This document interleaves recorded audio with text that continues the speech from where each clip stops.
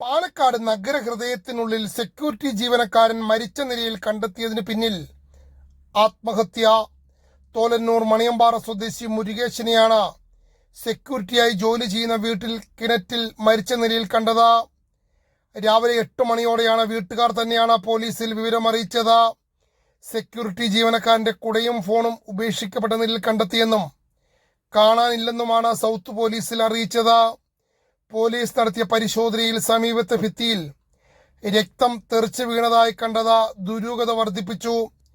എന്നാൽ വീടിന്റെ ചുറ്റിലുമുള്ള CCTV ക്യാമറയിൽ ദൃശ്യങ്ങൾ കൃത്യമായി പതിഞ്ഞിരുന്നു. രാവിലെ 5:45 സെക്യൂരിറ്റി ജീവനക്കാരൻ പത്രമെടുക്കാൻ വീടിന്റെ മുൻവശത്തേക്ക് എത്തുന്നു.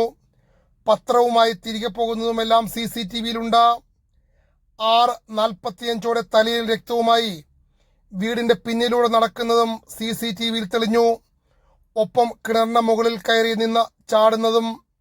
പോലീസ് നിഗമനം ഇങ്ങനെ: ആത്മഹത്യ ചെയ്യുന്നതിന് മുമ്പ് കൊടുവാൾ ഉപയോഗിച്ച സ്വന്തം തലയിൽ വെട്ടി, എന്നിട്ടാണ് ഇയാൾ കിണറ്റിലേക്ക് ചാടിയത്.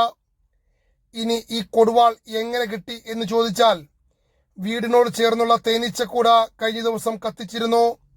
സമീപത്തുണ്ടായിരുന്ന ഓല വെട്ടിമാറ്റുന്നതിന് വേണ്ടി വീട്ടിൽ നിന്നും വേലക്കാരിയാണ് കൊടുവാൾ നൽകിയത്.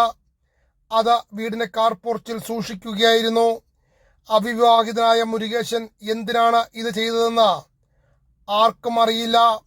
വീട്ടുകാരുടെ പരാതിയെ തുടർന്ന് പോലീസ് എത്തി പരിശോധന നടത്തിയപ്പോഴാണ് കിണറ്റിൽ നിന്നും മൃതദേഹം കണ്ടെത്തിയത്. അഗ്നിരക്ഷാസേനയുടെ സഹായത്തോടെ മൃതദേഹം പുറത്തെടുക്കുകയായിരുന്നു. പോസ്റ്റ്മോർട്ടത്തിന് ശേഷം മൃതദേഹം ബന്ധുക്കൾക്ക് വിട്ടു നൽകും.